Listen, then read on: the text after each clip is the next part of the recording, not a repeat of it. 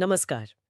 तो आज हमारे सामने ये हिंदी साहित्य कुछ बड़े विचारकों और जानी पहचानी कहानियों से जुड़े नोट्स का एक ढेर सा है। हुँ, ऐसा लग रहा है जैसे किसी ने परीक्षा की तैयारी के लिए बहुत मेहनत से सवाल जवाब इकट्ठे किए हों। हाँ। ये नोट्स एक तरह से ज्ञान के छोटे-छोटे कैप्सूल्स जैसे हैं। मतलब एक सवाल और उसका सीधा सपाट सा जवाब। सही बात है। लेकिन मुझे लगता है असली मज़ा तो इन जवाबों के बीच की जो खाली जगहें हैं ना, उनमें छिपा होता है। बिल्कुल। तो आज हमारा काम सिर्फ इन तथ्यों को दोहराना नहीं है, नहीं, बिल्कुल नहीं। बल्कि इनके बीच के जो कनेक्शंस हैं उन्हें ढूंढना है।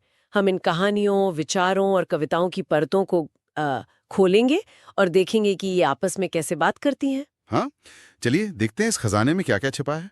तो सबसे पहले जो नजर पड़ती है वो कुछ कहानियों पर है और खास तौर पर उनकी महिला किरदारों पर। हुँ, ये ऐसी औरतें हैं जो हर रोज की जिंदगी में बड़ी-बड़ी लड़ाइयां लड़ रही हैं। शुरुआत दही वाली मंगम्मा से करते हैं। मंगम्मा का किरदार तो बहुत ही दिलचस्प है।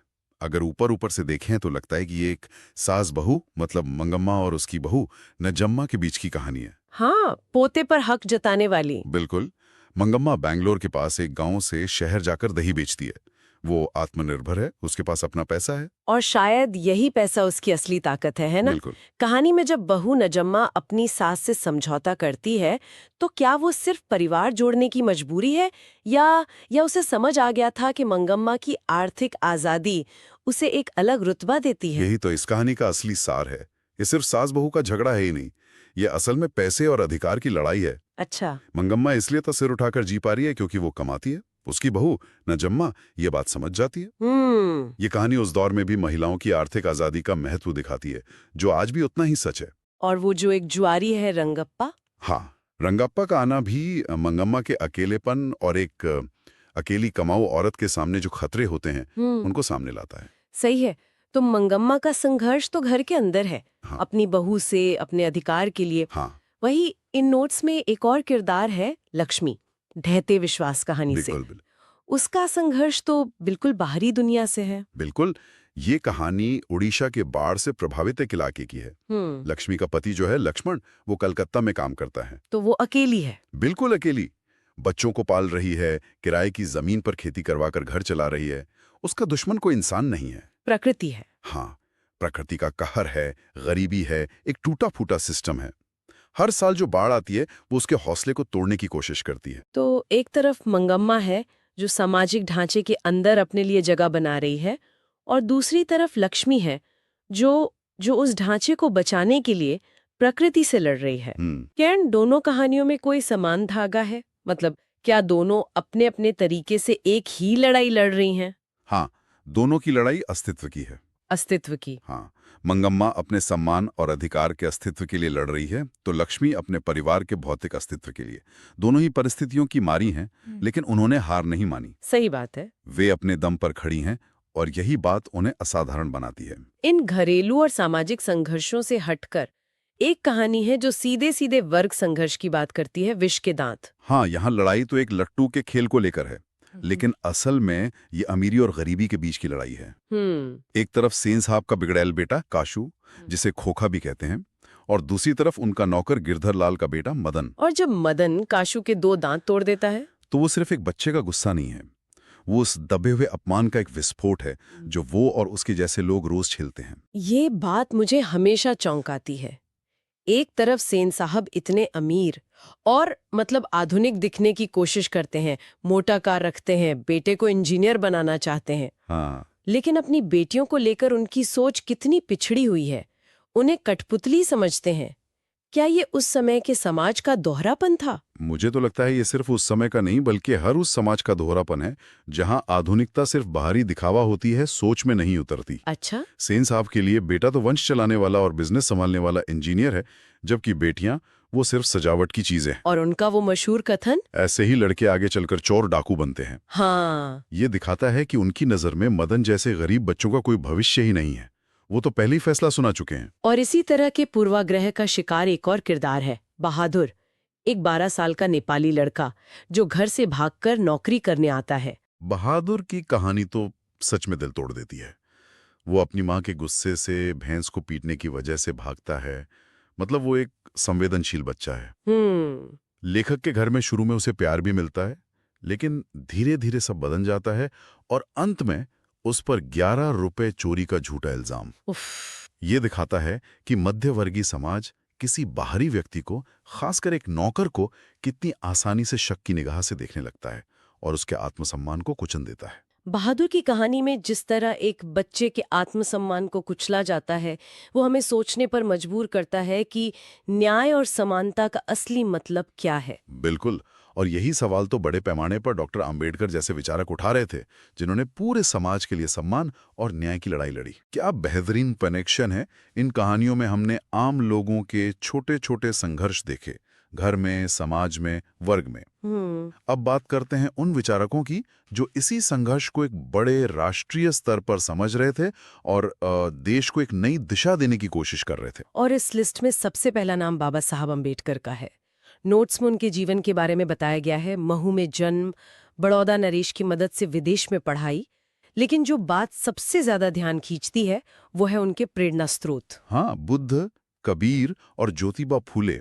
ये बहुत दिलचस्प है कि अंबेडकर ने अपनी प्रेरणा के लिए भारत की जो मुख्य धारा की ब्राह्मणवादी परंपरा है उसको नहीं चुना। हाँ, उन्होंने उस श्रमण और भक्ति परंपरा को चुना जिसने हमेशा जातिवाद और कर्मकांड का विरोध किया था। ये सिर्फ प्रेरणा लेना नहीं था, ये एक बहुत बड़ा राजनीतिक और दार्शनिक बयान था। मतलब वो एक वैकल्पिक वैचारिक इतिहास खड़ा कर रहे थे। बिल्कुल, जो समानता और तर्क पर आधारित हो। और उनकी किताबें जैसे द कास्ट्स इन इंडिया और बुद्धा एंड हिज धम्मा, वो भी इसी वैचारिक नींव पर खड़ी हैं। वो सिर्फ संविधान नहीं लिख रहे थे, वो भारतीय समाज के लिए एक नया दर्शन गढ़ रहे थे। बिल्कुल, और इसी दौर में एक और बड़ी हस्ती थी महात्मा गांधी। नोट्स में उनके जीवन के मुख्य पड़ाव दिए हैं, पोरबंदर से लेकर दक्षिण अफ्रीका और फिर भारत वापसी। एक दिलचस्प तथ्य है कि रविंद्रनाथ ठाकुर ने उन्हें महात्मा की उपाधि दी थी। हाँ, और इन नोट्स के मुताबिक गांधी जी ने ठाकुर को बापू कहा। ये दो महान लोगों के बीच का आपसी सम्मान दिखाता है। सही बात है। लेकिन इन नोट्स में हिंद स्वराज का भी जिक्र है। आज के दौर में जब हम टेक्नोलॉजी और पश्चिमी विकास मॉडल के पीछे भाग रहे हैं, तो हिंद स्वराज के विचार कितने प्रासंगिक हैं? यह एक बहुत बड़ा सवाल है। हिंद स्वराज में गांधी जी पश्चिमी सभ्यता की अंधी नकल की आलोचना करते हैं और भारत के लिए एक आत्मनिर्भर ग्राम आधारित मॉडल की वकालत करते हैं। आज जब हम जलवायु परिवर्तन और आर्थिक असमानता जैसी समस्याओं से जूझ रहे हैं, तो उनके विचार अचानक बहुत जरूरी लगने लगते हैं। सही है। वो हमें विकास के उस मॉडल पर सवाल उठाने के लिए मजबूर करते हैं जो सिर्फ कुछ लोगों को फायदा पहुंचाता है और प्रकृति का शोषण करता है। इसी कड़ी में एक नाम देखकर मैं थोड़ा चौंकी, मैक्स मूलर, एक जर्मन विद्वान, भारत के इन बड़े विचारकों के साथ। उन्होंने भारत को सर्वाधिक संपदा से परिपूर्ण देश बताया था। फ्रेडरिक मैक्स मूलर एक असाधारण व्यक्ति थे। वो कभी भारत आए ही नहीं, लेकिन शायद उस दौर के कई भारतीयों से बेहतर भारत को समझते थे। क्या बात है। उन्होंने संस्कृत सीखी, उपनिषदों और मेघदूत का जर्मन में अनुवाद किया। वो एक तरह से यूरोप को भारत की बौद्धिक संपदा से परिचित करा रहे थे। तभी स्वामी विवेकानंद ने उन्हें वेदांतियों का भी वेदांती कहा होगा। ये तो बहुत बड़ी उपाधि है। बहुत बड़ी। इसका मतलब क्या ये है कि विवेकानंद मानते थे कि एक जर्मन व्यक्ति हमारे दर्शन को भारतीय विद्वानों से भी ज्यादा गहराई से समझता है? बिल्कुल, और ये उस दौर में ज्ञान के प्रति जो खुलापन था उसे दिखाता है। विवेकानंद का मानना था कि ज्ञान किसी देश या धर्म की जागीर नहीं होता है। सही। मैक्स मूलर ने जिस तरह संस्कृत ग्रंथों का वैज्ञानिक विश्लेषण किया, उसने भारतीयों को भी अपनी ही दर्शन को एक नए नजरिए से देखने पर मजबूर कर दिया। वो एक तरह से हमारी विरासत के आईने को साफ कर रहे थे। इन नोट्स में वाराणसी के पास मिले वो 172 सोने के सिक्कों वाली घटना का भी जिक्र है। हाँ। गवर्नर जनरल वॉरेन हेस्टिंग्स ने उन्हें ईस्ट इंडिया कंपनी को भेजा और उन्होंने उसे गला दिया। एक मिनट, उन्होंने सोने के सिक्कों को गला दिया? हाँ। ये तो अविश्वसनीय है। मतलब इतिहास का इतना बड़ा खजाना बस लालच की वजह से खत्म हो गया। ये घटना तो अपने आप में एक कहानी है। सही में, ये उस औपनिवेशिक मानसिकता को साफ दिखाता है। उनके लिए उन दारी सिक्कों का मूल्य सिर्फ सोने में था, उनके ऐतिहासिक महत्व में नहीं। बिल्कुल। मैक्स मूलर जैसे लोग इसी मानसिकता के खिलाफ थे। वो ज्ञान को महत्व देते थे, सोने को नहीं। समाज और राष्ट्र के इन बड़े सवालों से जूझने के बाद इंसान अक्सर कुछ और गहरे सवालों की ओर मुड़ता है। मैं कौन हूं? ईश्वर क्या है? जीवन का अर्थ क्या है? और यहीं से कविता का जन्म होता है। बिल्कुल। और ये नोट्स हमें कुछ बेहतरीन कवियों की दुनिया में ले जाते हैं। शुरुआत होती है गुरु नानक से। राम नाम बिनु बिरधे जगी जन्मा। कितनी सीधी और गहरी बात है। हम्म। गुरु नानक साफ कहते हैं कि भगवान के नाम के बिना इस दुनिया में पैदा होना ही बेकार है, और वो किसी कर्मकांड या भारी दिखावे की बात नहीं कर रहे हैं। नहीं। उनके लिए राम का नाम जपना मतलब एक सच्चा, साफ और नैतिक जीवन जीना है। ब्रह्म का निवास सच्चे हृदय में होता है, किसी मंदिर या मस्जिद में नहीं। भक्ति का सबसे सरल रूप है ये। और सबसे गहरा। और भक्ति का एक और अद्भुत रूप हमें रसखान की कविता में मिलता है। एक पठान होते हुए भी वो कृष्ण के ऐसे दीवाने थे कि कहते हैं, कृष्ण की लाठी और कंबल के लिए मैं तीनों लोकों का राज छोड़ दूं। प्रेम की इससे बड़ी मिसाल क्या होगी। और रसखान का प्रेम बहुत मानवीय है। वो राधा कृष्ण को देवी देवता की तरह नहीं, बल्कि अपनी प्रेम वाटिका के माली मालिन की तरह देखते हैं। वाह। ये प्रेम को पूजा पाठ के ऊंचे आसन से उतारकर जिंदगी के हर पल का हिस्सा बना देता है। ये भक्ति का वो रूप है जिसमें भक्त और भगवान दोस्त बन जाते हैं। जहाँ एक तरफ गुरु नानक और रसखान ईश्वर से गहरे जुड़ाव की बात कर रहे हैं, वहीं एक और कविता है जो इंसानियत के सबसे भयावह पल की गवाह है, अज्ञेय की हिरोशिमा। ये कविता हमें भक्ति और प्रेम की दुनिया से निकालकर सीधे आधुनिक सभ्यता के नंगे सच पर पटक देती है। हाँ। के बारे में है, लेकिन इसमें युद्ध का वर्णन नहीं है। इसमें उस एक पल का जिक्र है जब सूरज नहीं उगा, बल्कि आसमान से मौत बरसी और इंसानों की परछाइयां तक पत्थरों पर चिपक कर रह गईं। इसमें एक पंक्ति है जो दिल पर चोट करती है कि इस त्रासदी के बाद मनुष्य की साखी यानी गवाह के रूप में सिर्फ जले हुए पत्थर और सड़कें बची हैं। मतलब गवाही देने के लिए इंसान ही नहीं बचा। हाँ। ये कविता दिखाती है कि आज की तरक्की इंसानियत के लिए कितनी भयानक साबित हो सकती है।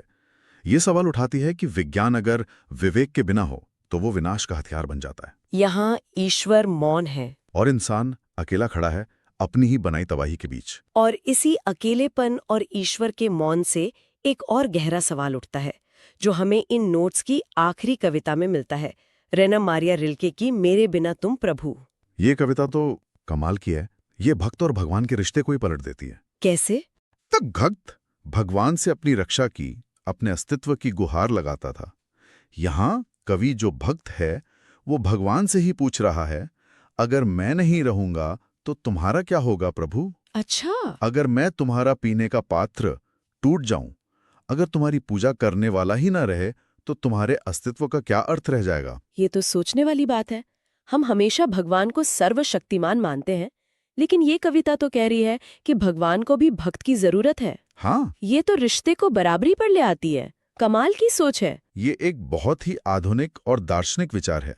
ये ईश्वर को एक स्थिर सत्ता मानने के बजाय उसे एक रिश्ते के रूप में देखता है। एक ऐसा रिश्ता जिसे दोनों तरफ से निभाने की जरूरत है। ये कविता हमें आस्था के शिखर से उतारकर आत्मचिंतन की गहराइयों में ले जाती है। तो आज हमने इन नोट्स के जरिए क्या कमाल की यात्रा की है। हमने मंगम्मा और लक्ष्मी के घरेलू संघर्षों से शुरुआत की, सेन साहब के वर्ग भेद को देखा और बहादुर के टूटे हुए आत्मसम्मान को महसूस किया। फिर हम उन विचारों को तक पहुंचे जो इन्हीं समस्याओं के राष्ट्रीय समाधान ढूंढ रहे थे, अंबेडकर, गांधी। हमने मैक्स मुलर जैसे विदेशी विद्वान की नजरों से भारत की बौद्धिक संपदा को देखा। और अंत में हम कवियों के पास पहुंचे जिन्होंने जीवन, मृत्यु और ईश्वर के सबसे बड़े सवालों से जूझकर हमें दिखाया कि इंसान होना क्या होता है। इन सभी नोट्स में एक बात समान है, ये सब किसी के पूछे गए सवालों के जवाब हैं। ये हमें सोचने पर मजबूर करता है कि हम साहित्य और इतिहास को समझने के लिए किस तरह के सवाल पूछते हैं। ये नोट्स शायद किसी परीक्षा के लिए बनाए गए थे, इसलिए सवाल भी वैसे ही थे। लेकिन क्या इन तय सवालों के बाहर भी कोई दुनिया है जिससे जानना जरूरी है? शायद असली ज्ञान तैयार जवाबों में नहीं, बल्कि नए और बेचैन करने वाले सवाल पूछने में छिपा है।